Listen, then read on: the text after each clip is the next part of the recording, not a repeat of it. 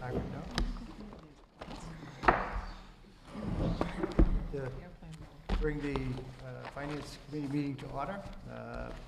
Tonight's meeting is to hear presentation on the FY17 budget for Montechusett Regional Vocational Technical School. And we will get started just as soon as we pledge the flag.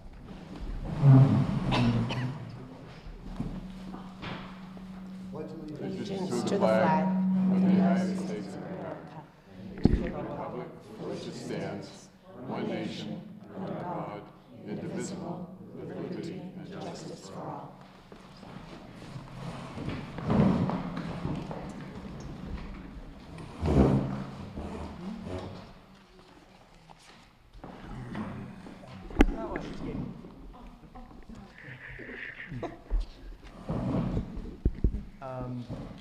We just begin by introducing yourselves.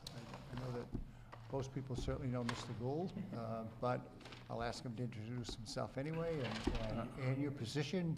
Well, my guests tonight, Mr. Chairman, are the same people that were with me last year. Directly to my left is Tammy Crockett. She is the school's business manager. And the next seat over is most capable Superintendent Director, Dr. Sheila Harrity. Very good, thank you. Perhaps you'd like to begin. What we've been doing is asking the presenters just to give an overview of some highlights of the budget, and then we'll kind of go through the budget itself, page by page, and any questions that any of the Finance Committee people have will be asked at that point in time. Good. Thank you, Mr. Chairman. If you take a close look at our budget, we're exactly $5,422 higher than last year, 0.5%. And that particular reason is because of a program that the school committee initiated 3 years ago when we decided to take part in a federal and state program that allowed us to go out and borrow funds and change our heating systems and our roofs and everything completely around. Monty Tech was completed in 1970, and we had done very little since that particular time. And it got to the point where there's a building with 400,000 square feet, a flat roof, our heating systems, which are all on top of the roof and so forth because we heat by gas, were giving us a lot of difficulty. So we put a new roof on. We put all new heating units in, all new heating units within the school itself. And we did business with the train people, and they are heating and they're a heating company, a very large one and so forth. And we signed a contract with them because they said that they could save us 30 to 35% in our heating costs alone. And if they couldn't, they would pay us the difference. And so what has happened is that we've got all the heating units calibrated and all the burners going and so forth. And this is one of the chief reasons why that we approach you tonight with a budget that is a 0.5% in difference.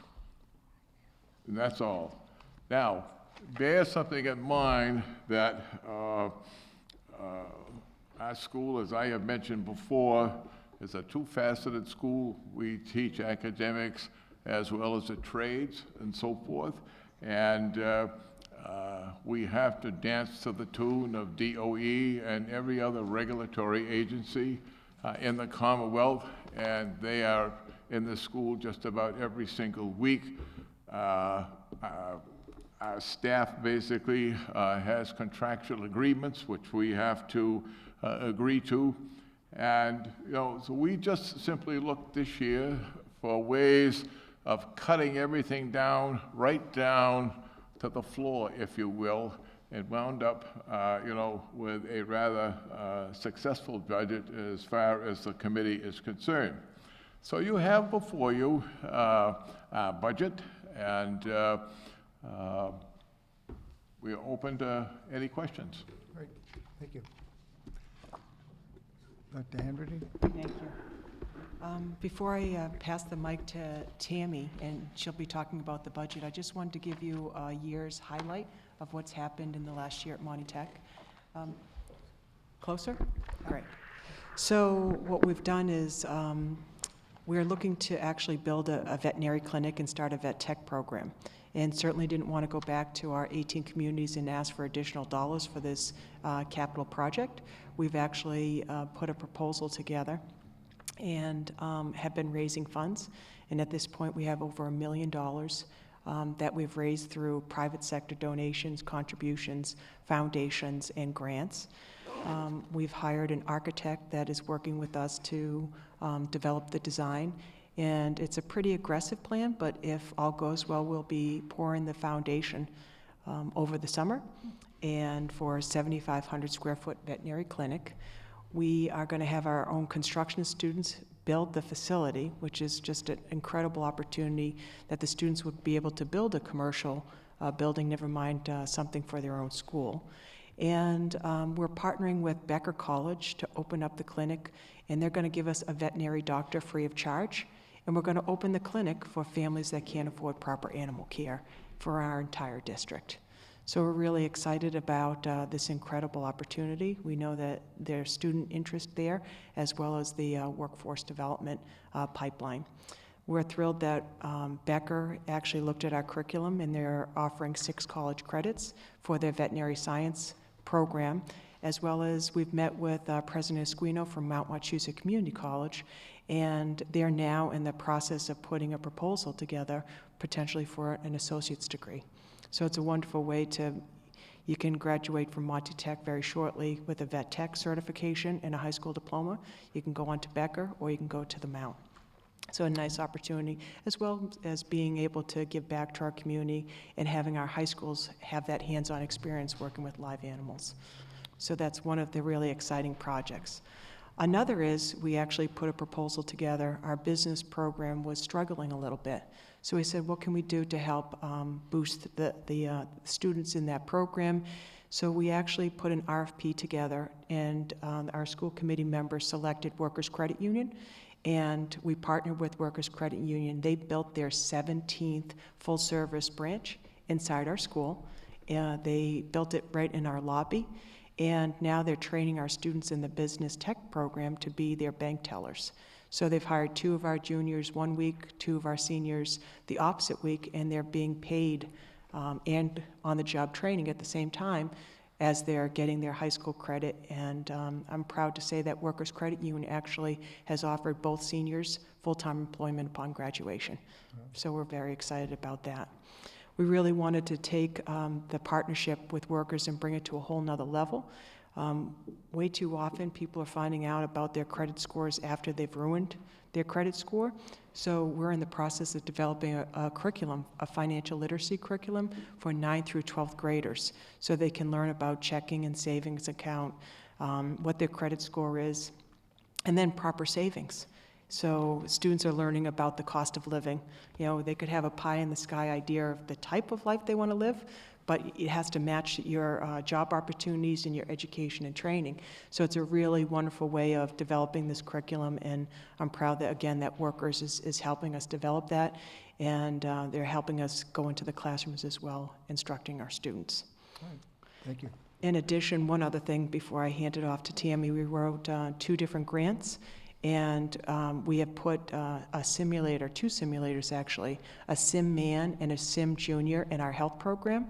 So the state had several grants that we applied for and we did receive. And we put a Sim Viewer.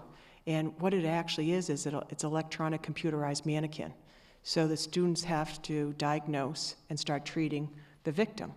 And then the mannequin reacts based on their diagnosis and treatment.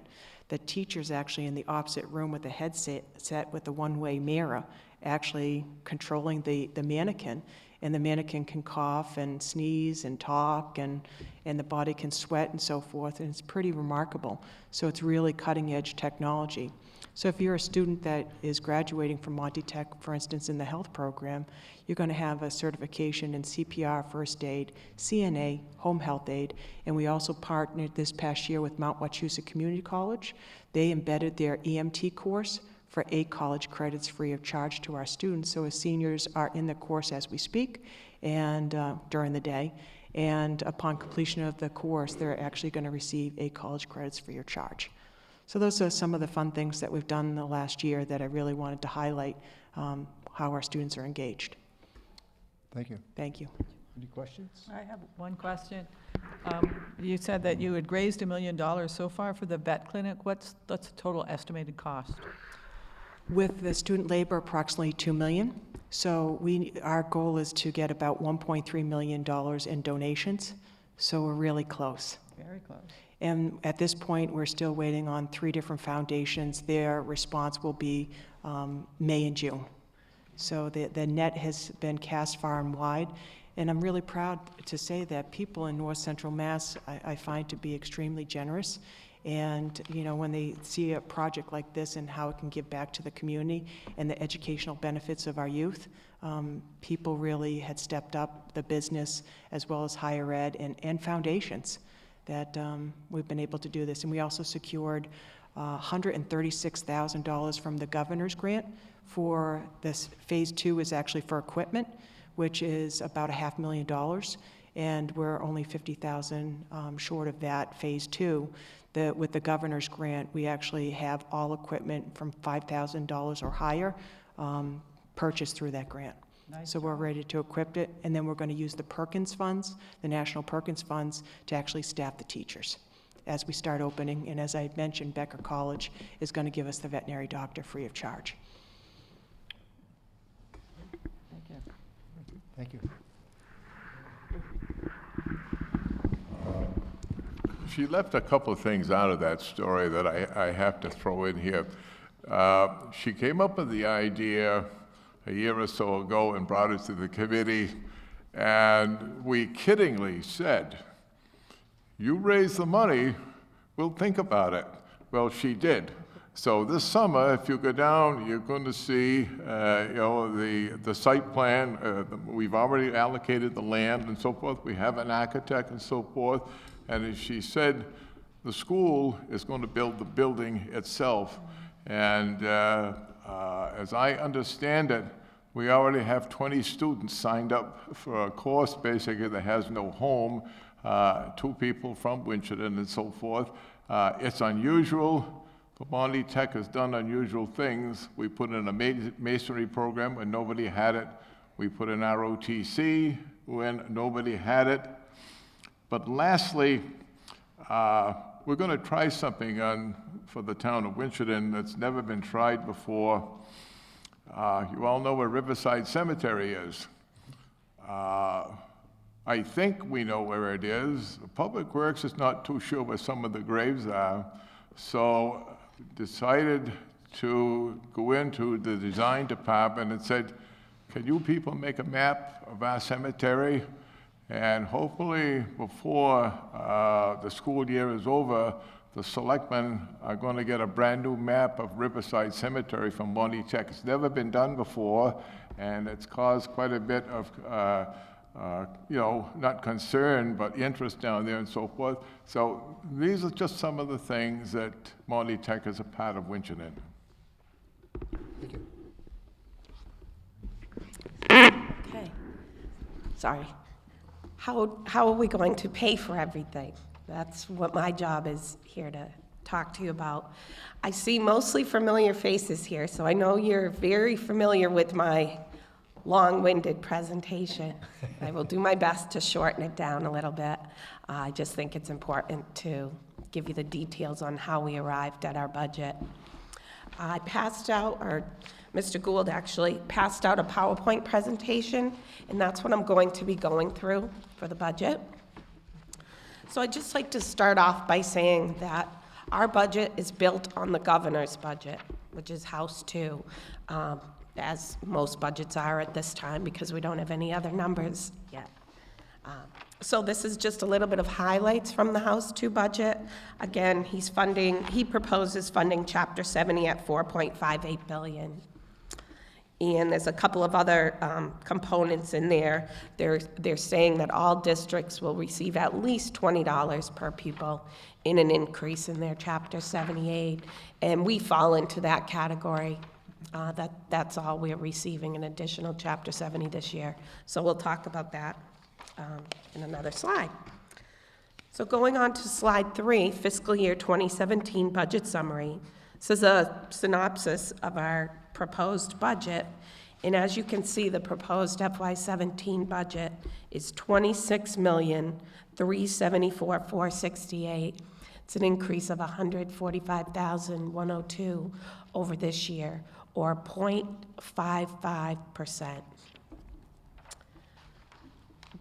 Going down the list a little bit, you can see where our net school spending number is. That's in category 2. We actually went up less than our required net school spending requirement, and we'll talk about that in a minute. The required minimum contributions of $9.1 million, that's determined by the state, and I'm going to show you how they calculate Winchendon's number.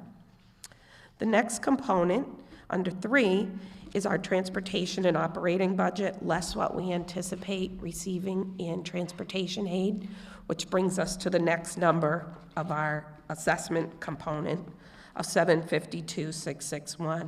And this is a decrease from the current year. We'll talk about that in detail. Our capital budget, $335,000. That includes our capital equipment, vehicle purchases, and the transfer to stabilization fund that we're proposing of $40,000. It's all inclusive in that number. And we're proposing using $300,000 from our excess and deficiency account, which I'll talk to again in detail. And the last component is our bonds. Again, this is from the renovation project of 2000. The bonds mature in 2020, and we're still under the old methodology of the School Building Authority, where we get the payments annually. It's not the new version where it's the upfront cost, so you can see the offset to that, which brings us down to our total assessments that we'll be looking for from our communities of $10,174,737, or an increase of $135,409. The next slide shows you where we are in comparison to net school spending. Certain items, so first let me back up. Net school spending, as I'm sure you're all aware, is the required spending that the Department of Education puts on school districts, which is the minimum spending level that they consider adequate to provide education. There's certain figures that don't go into your net school spending number. That's pupil transportation, that's bonds, and capital. So you can see from our gross budget, I backed out those items that don't get counted towards net school spending.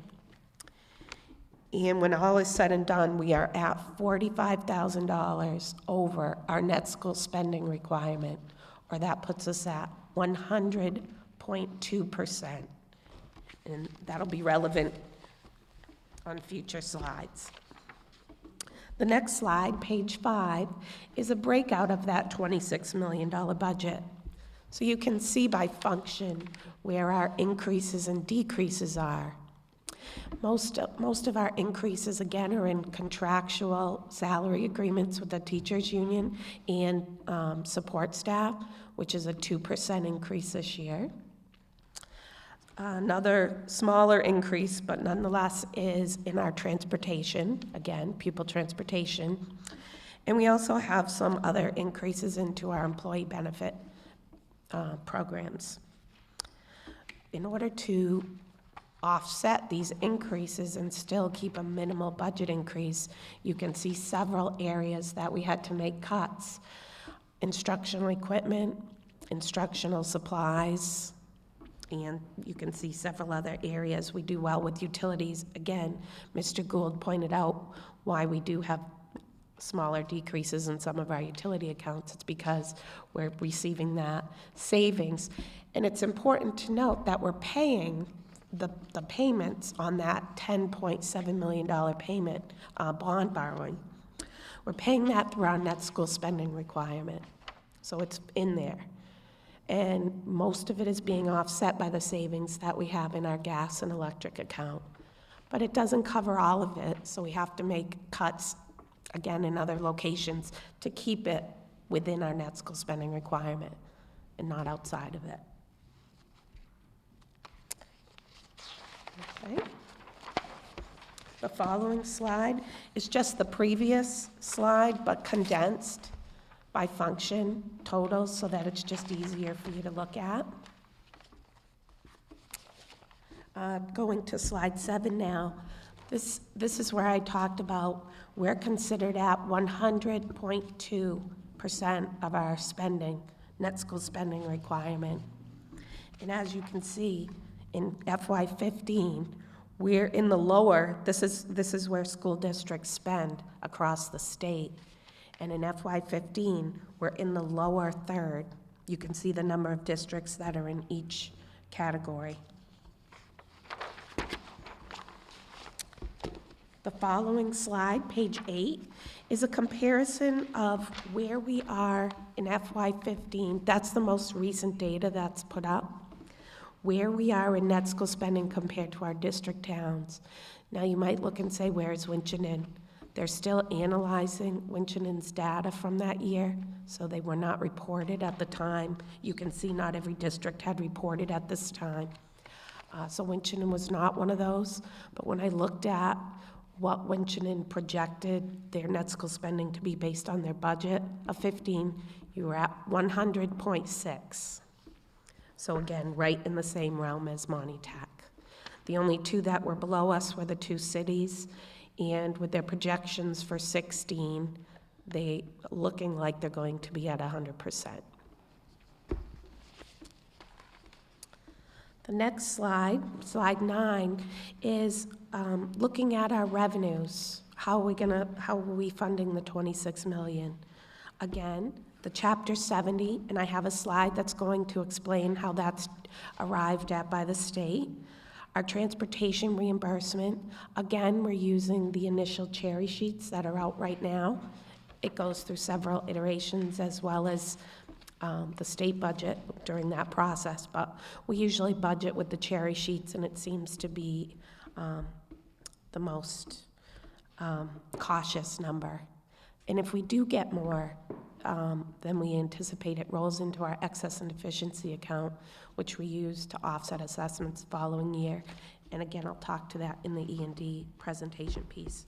Excuse me, does the flip side of that work too? If it came in light, or if in mid-year which they've been known to do, cut back on transportation reimbursement, that then comes out of the deficiency? It does, correct, account? Yes. We hope it doesn't work in that direction, but it's Right, been but very... if it does, that's how. With 9C cuts, oftentimes regional transportation is what gets cut. And in the legislation, it was originally enacted, first of all, that they'd reimburse 100%. That doesn't happen.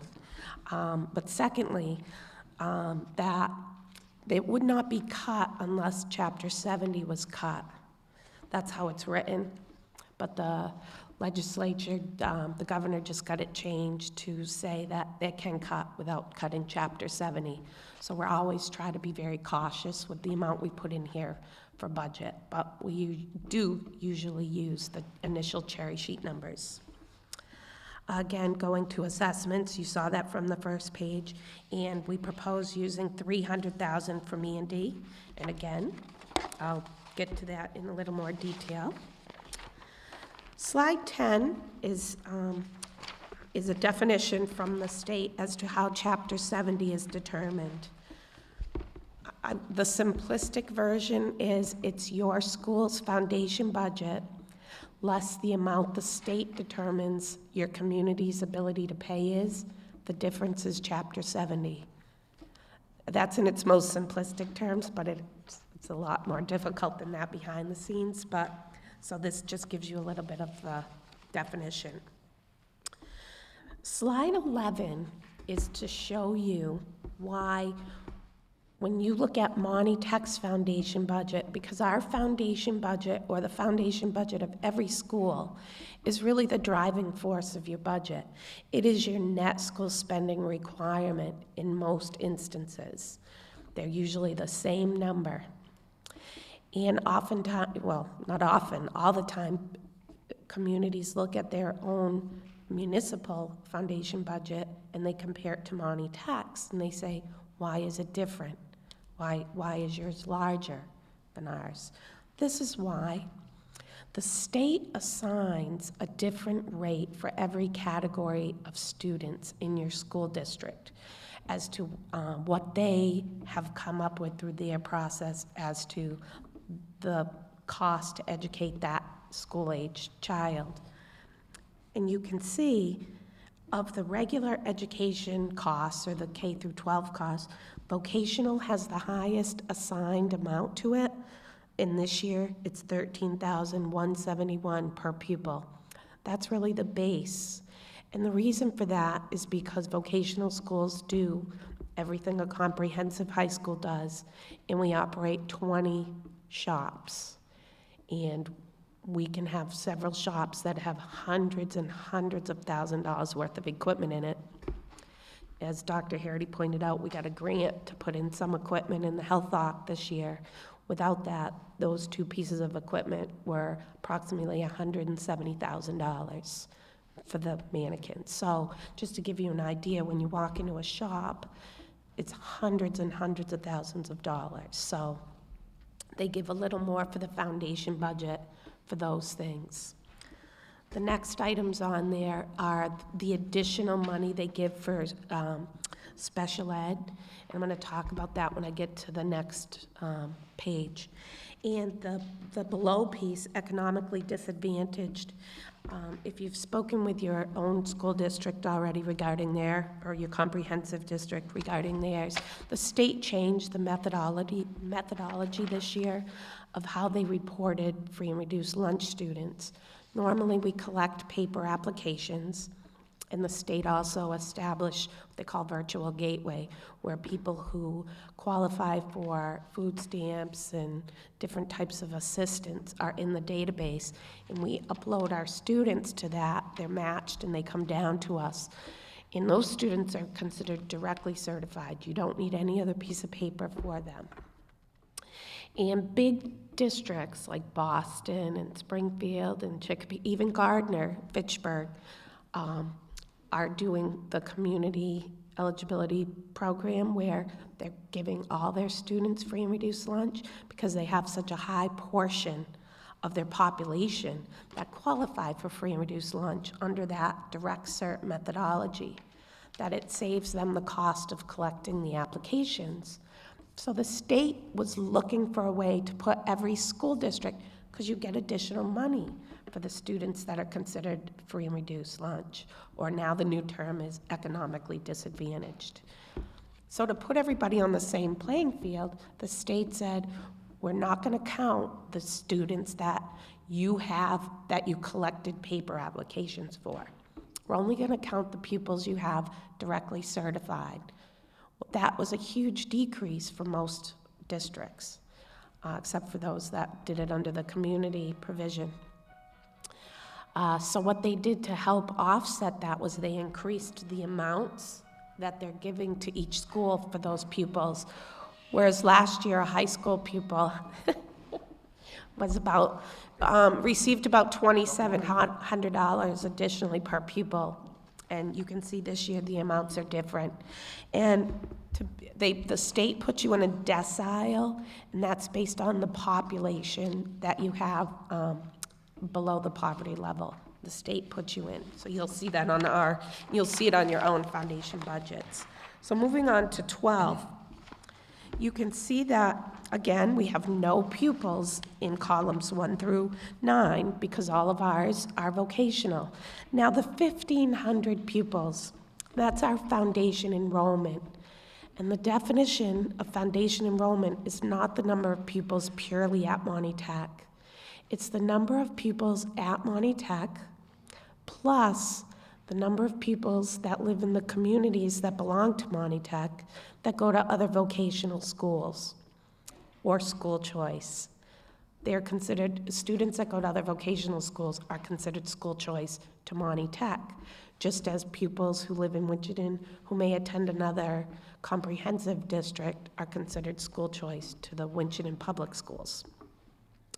We also have an LPN program that is Chapter 74 certified, and the pupils that live in our district get counted into that formula. Now for Winchendon, in your foundation enrollment count of 155, you have 3 pupils who are considered school choice. The rest attend Monty Tech as day students. So that's how the state comes up with our foundation enrollment. They take all those numbers and put them together. And you purely take that number times 13,171, and you're gonna get the 19,756,000, which is the total of that column. The state spreads it out across cost categories, and they have a formula of how they allocate it across. The next columns, 11 through 13, are called amounts you get above base. Now, these are points of controversy there's a Foundation Budget Review Commission that was put together from Association of School Committees, business officials, superintendents, that are looking at changing the foundation budget because they say it's inadequately funded. And the 2 major components that they consider inadequately funded are under employee benefits and special ed costs. Again, you can see for us, our base amount for employee benefits is 1.67, and even with the incremental increases above it, it comes to 2 million. We're actually spending a little over 3 million on our employee benefits.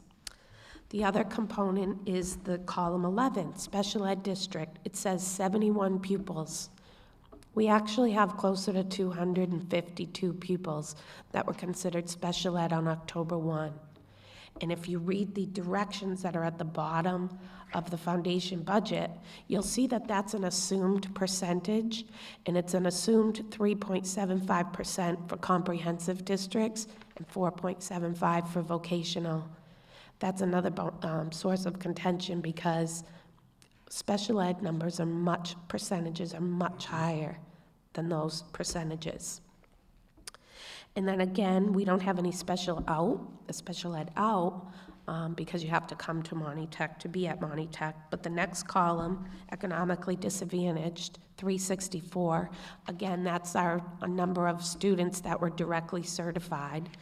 We, if you look in row 14, we're considered in decile 5. So the amount that gets multiplied times our 364, you'll see on the previous page, it's $3,935 per pupil. And that's how that gets to the 1.43. They add everything up, carry it over to the right-hand column, and total it up. Our foundation budget is $22,983,364. Consider that our net school spending requirement. And again, net school spending does not count transportation, capital, and bonds. And then they take the 22 million divided by the 1,500 pupils, and they get 15,322 per pupil. And that's our spending requirement per pupil. And that drives everything about our budget. If you go to slide 13. I just have a question. Sure. So back to special ed in district. So you're saying, this says there's 71 of the 1,500 students are special ed. Yes. That, you said that's less than 5%. Average in mass would be 17%. Mm-hmm. The kids in school are special ed. But you're saying that number's really 200 and something? For Monty Tech, it Yeah. is 252. So why is that not? Because the state, the directions for that line, Yep. the state only assumes a number for everybody. They don't put your actuals in there. And that's one of the reasons why this Foundation Budget Review Commission is trying to get some of these things changed. The second thing that they want to change about special ed is if you look on page 11, you can see the special ed tuition out. They give each district $26,403 per pupil for that. And that, too, is an assumed percentage of 1%. Well, you know, you've seen your school district's budget. If they have an out-of-district special ed placement, it can be hundreds and hundreds of thousands of dollars. And you might have more than 1% that are out. So that's another place that the Review Commission, Foundation Budget Review Commission, is working on, because that's sorely underfunded for comprehensive districts. So your special ed percentage is really more around 15%? Yeah. I guess I would expect that for some kids in special ed, vocational training would be ideal, so I would expect that number to be higher than the average. Why wouldn't it be? It's just the pupils that are there. We have a blind admissions process.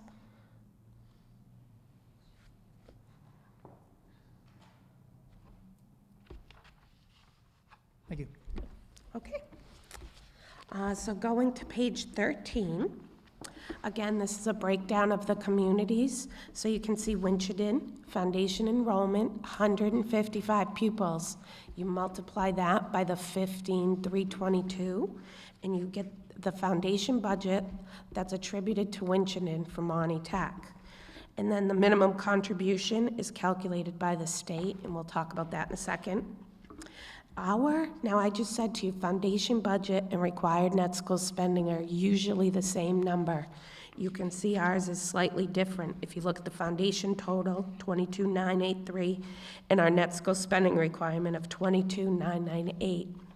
I'm going to show you why that's slightly different, and it has to do with the fact that in the governor's budget, he gave every district a minimum of $20 per pupil, and we'll talk about how that works out.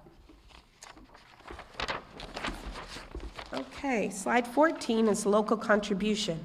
This is 80 to 90% of every community's portion of the assessment to the school. So I think this is really important to understand how the state calculates it. Maybe don't agree with how the state calculates it, but this is derived by the state. And what it is it's what the state determines is each community's ability to pay.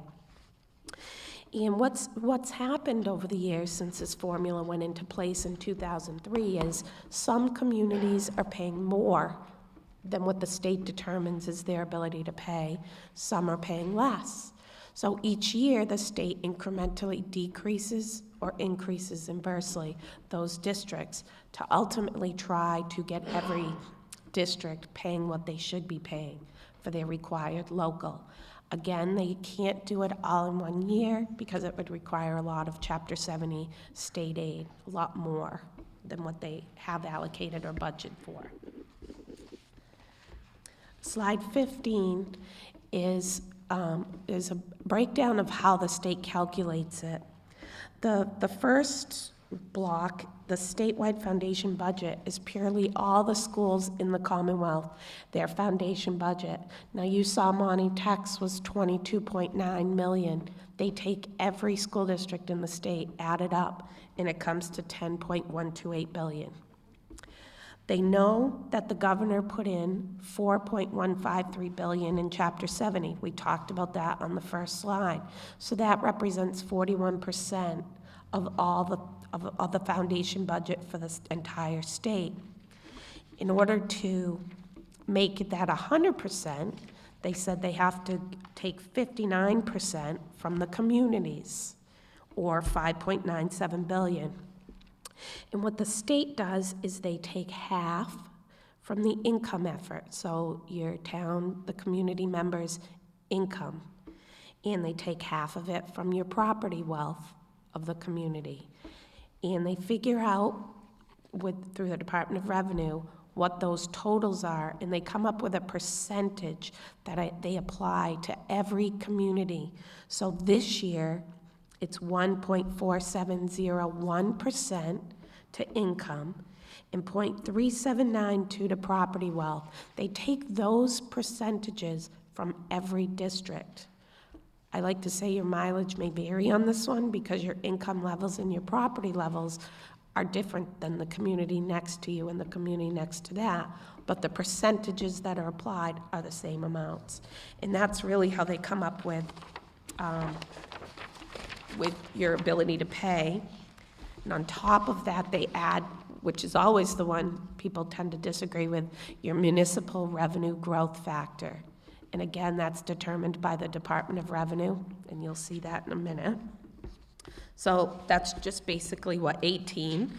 In slide 17, I told you about how they incrementally are increasing or decreasing to get every district at their required target share. So if we move on to slide 18, you'll see Winchendon. They're using every community, their 2014 property valuation. So that's what they have for Winchendon. Again, the property percentage, we saw that 0.3792 used for everyone. So the 2.5 million is what they consider Winchendon can pay towards their school's foundation budgets based on their property wealth. The next section is based on the income. And they use the same 2013 income for every town and the same percentage. So when you get to line 7, you can see that the state has determined that Winchendon could pay 5.587329 towards their school district's foundation budgets. The foundation budget for FY17 of 17 million, that's a combination of what you saw Winchendon's apportionment of Monty, Texas, which was the $2.9 million, or 155 pupils times 15,322, and Winchendon Public Schools Foundation budget. And they cap it at 82.5%. So the state is really saying they will give every community, no matter how wealthy the Westons, the Cambridges, the Welsleys are, they're giving every community at least 17.5% Chapter 70, so that they're not making some communities foot the entire burden. So your maximum would be 14, but they've calculated yours is 5.5, so that's the number they take. If we move over to row 13, you'll see what you're paying in FY16, 5.7. They take your municipal revenue growth factor, again, calculated by the Department of Revenue, multiply that out, and they calculate your required preliminary contribution would be 5.9 million. Well, Winchendon is one of those communities that is paying above their target share, because you can see they've calculated your ability to pay is 5.58, and you're projected to pay 5.9. So you're one of the districts that they're reducing this year by 70%.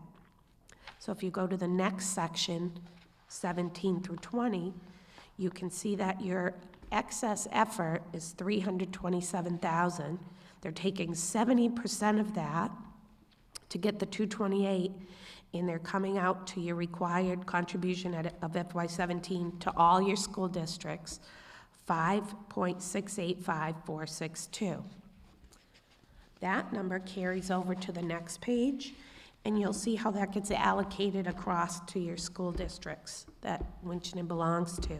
The top portion is just FY16. We're kind of looking at rows 5 through 9. And you can see the foundation enrollment that Winchendon has for each of their school districts. The foundation budget, again, Monty, Texas is 155 times 15,322, or 2.374948. And Monty Tech, and you can see Winchendon's, I don't know what the per pupil foundation is for Winchendon, but their total foundation is 14.883. Of the total, Monty Tech represents 13.76%. So they take that and that percentage from your required contribution that we just saw how they calculated, 5685462, and they come up with Winchendon's required contribution to both school districts. And you can see Monty Tech is 782,365, or an increase of 11,974. That's the main component of your assessment, and that's how it's calculated. Again, moving on to the next slide, it's just a reiteration of the foundation enrollment and the required minimum contribution that we just saw calculated. Moving to slide 21. This is a Chapter 70 snapshot of Monty Tech. This is, I told you earlier, our net school spending requirement and our foundation budget number, which are normally the same, are slightly different. And this is where you'll see that. You can see what we're currently receiving in 16 for Chapter 70, 13,837,825. If you go down to the next section, they said, what's your foundation budget for 17? We've seen that 22 before. The required district contribution, again, is all the districts combined, they're required, of 9,130,620. So our foundation aid, or Chapter 70, should be 13,852,746. So they're increasing our Chapter 70 from FY16 by 14,921. That makes us whole to our foundation budget. But in the governor's budget, he said, every district will receive a minimum of $20 per pupil increase in Chapter 70. So what that means for Monty Tech is 1,500 pupils times $20 equals 30,000. So our Chapter 70 increase should actually increase by 30,000. So that's what they're saying in 6, to make up the 30,000 minus the 14 that they're already increasing it by.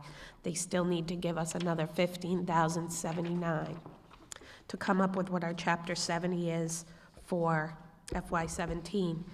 That is why our net school spending and our foundation budget are slightly different, because the original Chapter 70 of 13,852 would have made us at the foundation budget. But because we're getting that additional little bit of $20, the state says you will spend it. That is not to reduce things, you will spend it. So they increase your net school spending requirement. That's why if you look over in the right-hand side, you'll see that our required net school spending is $22,998,445, as opposed to the $22,983,366, which is our foundation budget number. It's because of that little bump. And this is why when the governor, and we're hearing talk in the legislature that they might give more money per pupil, it's talk, we don't know till we see it, they might increase the $20 by to 30 or 40. You can see how that one change, even if you think back to how they calculate the required minimum contributions, they use the Chapter 70 number as their basis. You can see how that changes everything. I point that out kind of as a sidebar. That's when our budgets really go awry a little. But we're hopeful. We'd like to see that increase because it could potentially reduce the assessments to our communities even more. Slide 22 is just a snapshot of our cherry sheets. That's what I referred to earlier. You can see it has a lot more iterations to go through, but as of right now, we're using the governor's numbers. 23 is a definition. We use excess and deficiency each year to offset our assessments to communities. So I just wanted to give you the Mass General Law citing and the CMR. And it says that our excess and deficiency account is equivalent to a town's free cash. How money goes into that is we don't spend our total budget. We get revenues that above what we budgeted. We get revenues that we didn't anticipate. That's how the excess and deficiency account builds. Well, Monty Tech in 16 is at net school spending. In FY17, we're proposing being $45,000 over. That doesn't leave us any room to underspend our budget because we have that requirement to meet by the state. So we're not putting money in the account that way. We're Hopefully, we get more transportation money, but again, we can't bank on that, but that's how the money could get into there. And we don't budget for certain revenues, interest income and Medicaid. And both of those accounts combined for us are about $25,000 per year. We only get about $15,000 in Medicaid reimbursements, and we know how interest rates are. So we're not having a lot put into our excess and deficiency account anymore. According to statute, regional schools could have up to 5% in that account of your following year's budget, and it is like our savings account. For us, that would be $1.3 million. If you look on slide 24, you'll see that our audited balance as of July 1st was $1,051,986. And we're proposing to take $300,000 from that number. And I specifically pointed out that that's our audited because it's not considered excess and deficiency till it's certified by the Department of Revenue, which they're working on right now because we've had an email correspondence. They actually reduce this number by any accounts we have in deficit, and our school lunch account at June 30th was in deficit by about $100,000. So that number will further get reduced to approximately $900,000, and we're proposing using $300 from that. We're trying to gradually use less and less of the E&D because less and less is going into it. And we don't want to have our communities dependent upon that, and the year that we don't have it, have a big funding cliff in our assessments. So we're gradually trying to reduce the amount we use offset assessments by with E&D to eventually get it to a point where it's using what went into it the previous year. Just a Yeah. quick question. I mean, clearly, it's a figure that goes up and down, and your explanation was very good about that. But typically, is there when DESE or DOR looks at your numbers, is there an expected percentage of your overall budget that they'd like to see in excess and deficiency? Not that they tell you, it's 5% by statute you can have in there. If you have more than that, you must return to the So communities. 5% is the ceiling. That's the ceiling. Slide 25 is just a breakdown of how the rest of your assessment is calculated. We talked about the required minimum, then you have transportation, capital, and bonds. Slide 26 gives you the definition of how we come to those. Transportation is based on your enrollment number at the school, or considered our operating. And the capital and bonds is based on capital apportionment, which is the school attending children number of each town in grades 1 through 12, because kindergarten was not established when the agreement was signed, divided, so it's your school attending children number divided by our total school attending number in the district to get your capital percentage. And if you go to slide 27, you'll see you have the 155 for the 10-1 foundation enrollment number, and the capital, the school attending children number is 1,518, and we get those numbers from the superintendent's designee of each community. Page 28 gives you what those calculate to percentages. So you can see Winchendon represents 10.33% of our operating budget and 6.10% of our capital budget. And the 6.10% represents how your quota is calculated for the following year's freshman class. So the school committee at their last meeting voted to accept 365 freshmen. So Winchendon's quota for the freshman class would be 6.10%, or 22 pupils. Page 29 is just a synopsis of how we arrive at the total assessment. You saw how the foundation budget was calculated, 15,322 times 155. We talked about how the state calculates your required minimum. The transportation and operating, again, if you go back to page 3 of your budget summary, you'll see that's our total transportation, less the amount we're offsetting with revenues to come up with that component, and you represent 10.33% of that. The capital, again, is the 335 less the 300,000 we're using to offset it, and Winchendon represents 6.10% of that. Same thing with the bonds. And that's how we come up with a total assessment of 877,890, which is an increase over FY16 of 5,468. I think slide 30 is important to note, because even though the total assessment goes up $5,500 basically from this year, the actual assessment to Winchendon goes down per pupil from $5,740 per pupil to $5,664. That's the amount Winchendon's paying towards each pupil at the school. Page 31 is just to show you where Monty Tech is in comparison to the other vocational schools. That's what we really have to compare ourselves to, because we have the similar spending levels. This is FY14 on page 31. You can see we were in the bottom third of the state vocational schools in per pupil spending at $18,290 per pupil.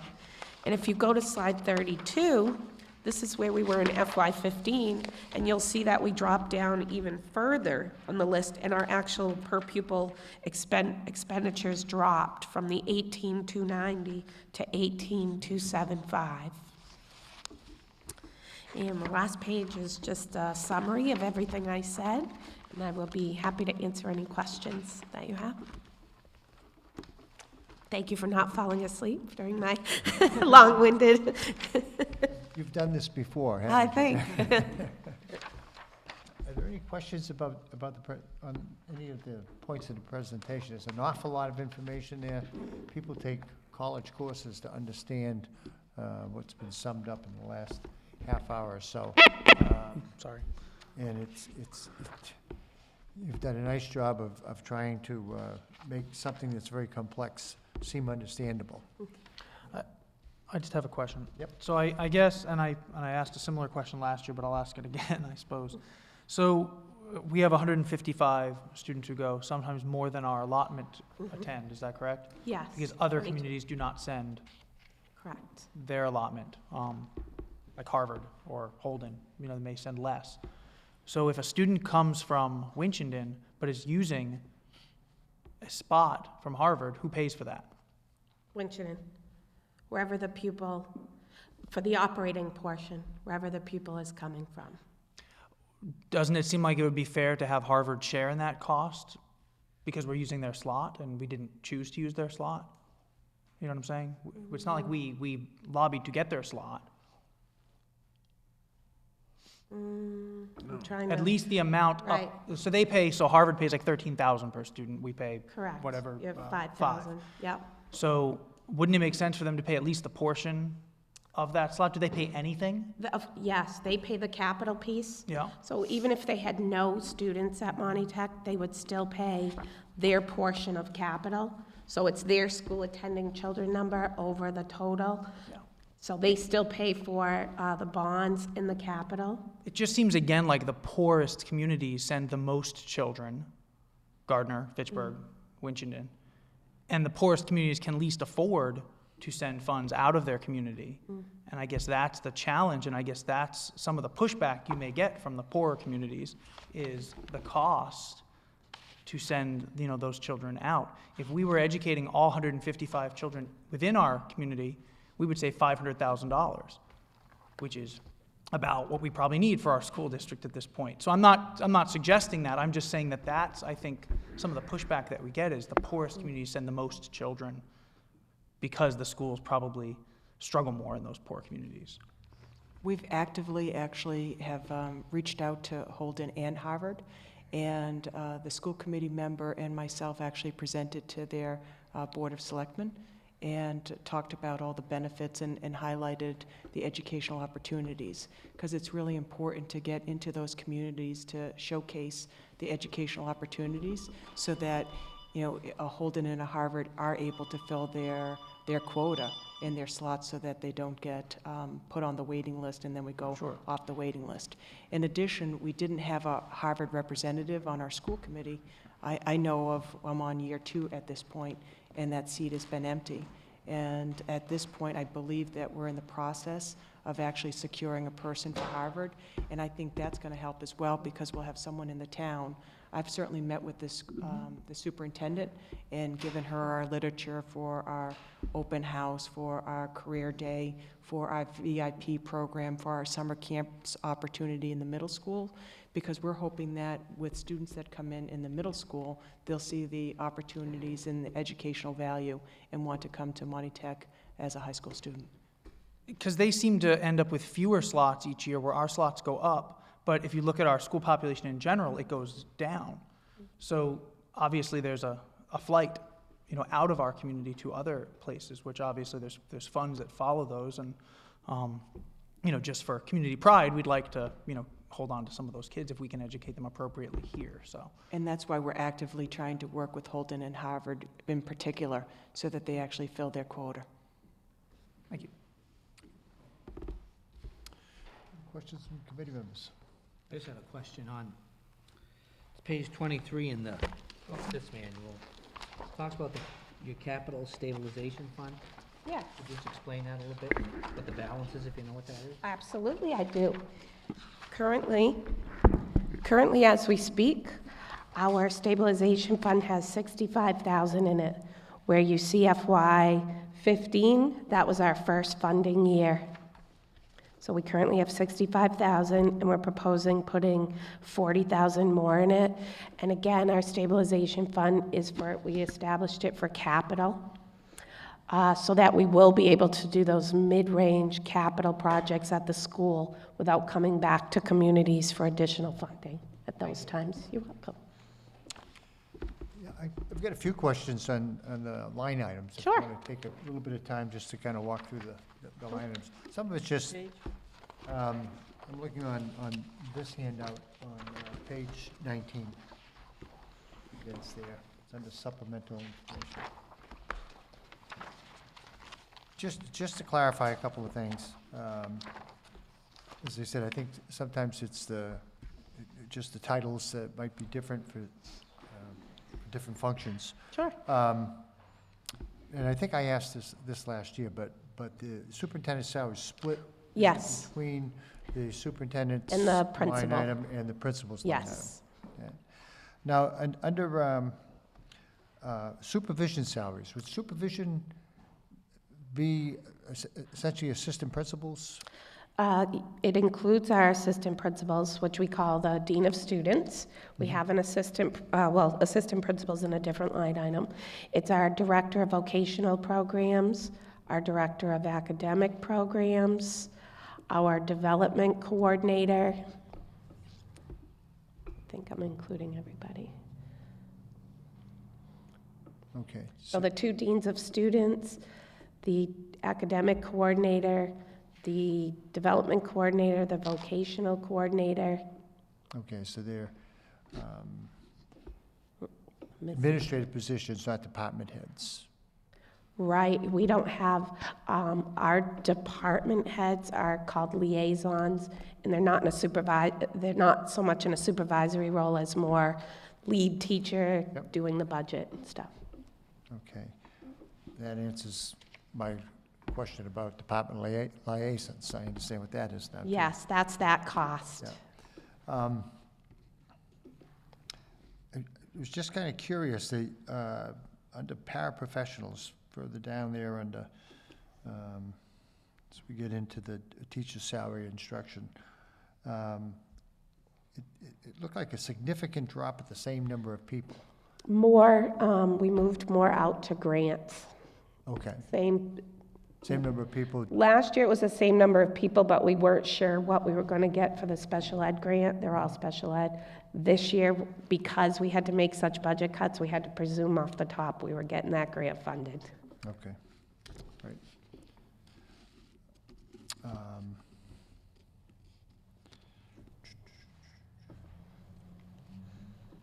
noticed there was a pretty significant drop in instructional materials in the 2400 section. Yes.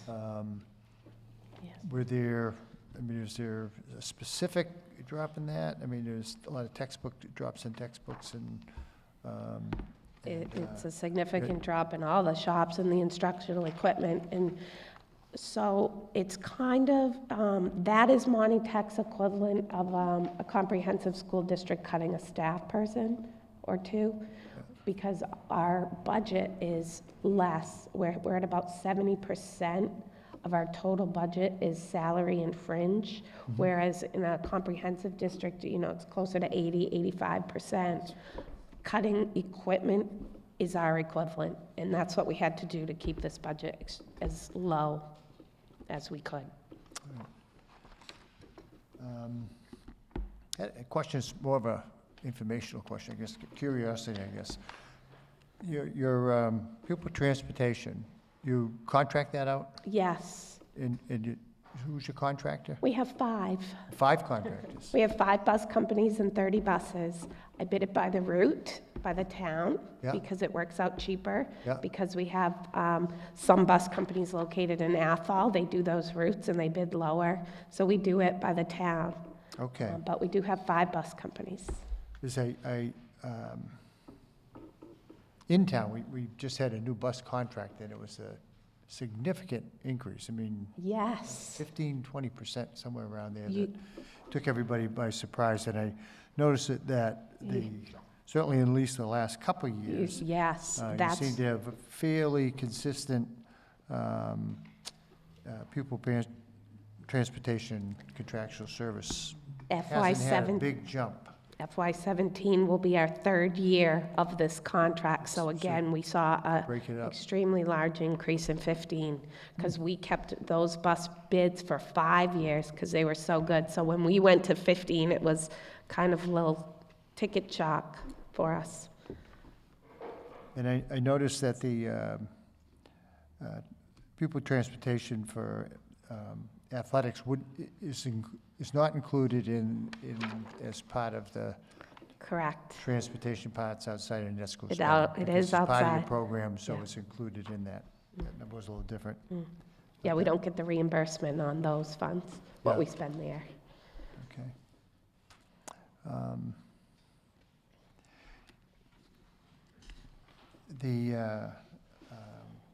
That $45,000 are under vehicles and school buses. Yes, so you can see we did not fund any vehicles in the FY16 budget, and we have a fleet of about 20 vehicles. So the director of facilities said he needs to get 2 vans with that. Yeah, because we go to the house jobs, and they're out daily, and we have all our maintenance vehicles, because we do our own, what we do as a regional is we do our own plowing, Yep. our own everything. So yeah, minimal funding. Okay, thanks. And this school choice, Yes. school choice tuition. So I was wondering, Yes. this is on page 23. Is that school choice out? It is. Okay. Now, help me understand how this, I mean, I know how school choice works, but Sure. are these kids who are enrolled in Monty Tech, but going to school somewhere else? Yes, so these are the pupils, when I said Winchendon has 3 school choice out. Yeah, So you have 1 student in Leominster CTE and 2 at Narragansett. Now you're going to say Narragansett. They have a horticulture program, which is Chapter 74 certified. It is considered school choice out on our school choice account when they're in that program. So what happens is those 3 students, the state adds to your foundation enrollment. So it becomes part of that $15,322 per pupil. yeah. And they give us the Chapter 70, and they calculate your required minimum on that. Then we, in turn, have to pay, they take it out of our cherry sheet money and send it to all these schools where the pupils are. So, so the kids who are school choiced out are going to another school district that offers a program that you don't offer? No, they could go to a school district that offers a program we do offer. It's just like it works. Just like the, Just like it works in a comprehensive district. It's their school choice. It's their choice. interesting. Yes. Some instances, there's called non-resident tuition, and that would be for a pupil who lives in a town that doesn't belong to a vocational school, Yeah. and they want to go to one. They can establish a non-resident tuition. They're established by the state, our rates, and they would get, the community would get billed that rate. But, yeah, it works the same way as it works. Yeah, I think it was under the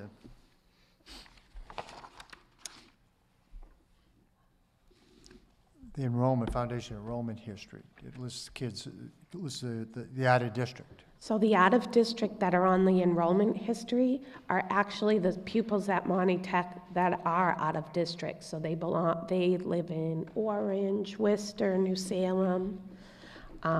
They're not part of our district Right, towns, so- but so they they're are at tuition- Monty they're Tech. Tuitioned in by the home Correct, district. yes. Okay. We don't accept school choice for freshmen because we have such a large, our own community students want to get in, so first priority is to them. So we do it for grades 10 through 12 because it's not fair if a pupil lived in Fitchburg and went 9, 10, 11 at Monty Tech and then moved to Leominster. It's not fair that they have So to if leave the somebody knocks on school. the door and lives in Orange, and that's not part of your district, they can't automatically come in. Not as a freshman. Okay, so it's really for kids who are in your district and move out of your district so they can continue their program. Correct, Got it. yes. Any other questions from, Yeah, is the athletic director, is that under the supervision also? No, he's actually under the athletic coach salaries. He's built in there. He's not, the athletic director at our school is not an administrative position. It's a part-time stipended position. Okay, thank you. You're welcome. And then also, I notice you have a school resource officer, We do. and then also it says security salary, so you have security. So security, we have, one of our staff members does in-house suspensions, and he also does some light security around the building. And then we have some before-school monitors who walk around for security. And then we have somebody who comes in on the weekends, just for now, one punch-in, just to check the building, make sure everything's locked. And that's what goes there. Thank you. You're welcome. I have one more. Just on, where it says health insurance, retired employees, Yes. what percentage of that do you guys pick up? We have two different splits. The prior to 1998, they were 50-50, and currently we do 75-25. 25, 25. Yeah, and that's our active employee split also. Thank you. You're welcome. any other questions? No. Well, we thank you very much for Thank you very much. Thank you for your coming, courtesy. and Yes. another very informative presentation, Tammy. Thank you. Thank you.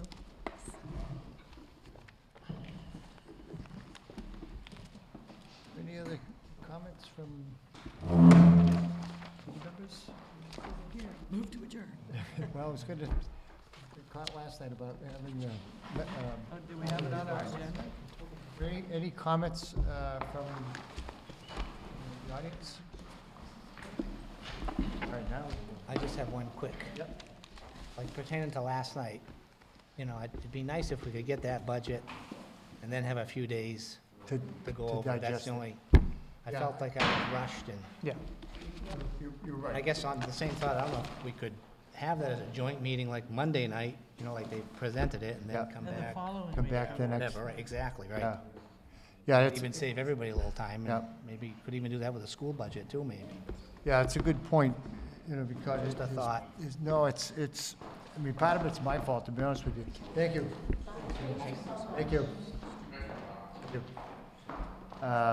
Part of it's my fault because I knew I was gonna be out of town starting next week, so I was trying to squeeze them in. But you're right, I mean, we should have had a week to go through that budget, I think would have been helpful. So I think in the future, so we try Something to to make think sure about, that. right. I was thinking of putting it off until I came back from my break. And, you know, when I was talking with his office, that their concern was then we're gonna be pushed up Too much against it. time, right. Yeah, too much time. If we're looking for some feedback or questions about it, it might have been too late to make some changes. I'm hoping that one result of that might be that, you know, some of the questions we raised would be addressed before the budget's finalized. But, point taken. Thank you. Yeah, all right. Any motions? To adjourn. Motion to adjourn? I'll second. Seconded? All in favor? Aye. I should have ran over there and said it from Ulysses' chair. Oh, you should. Yeah. That would have been. All right.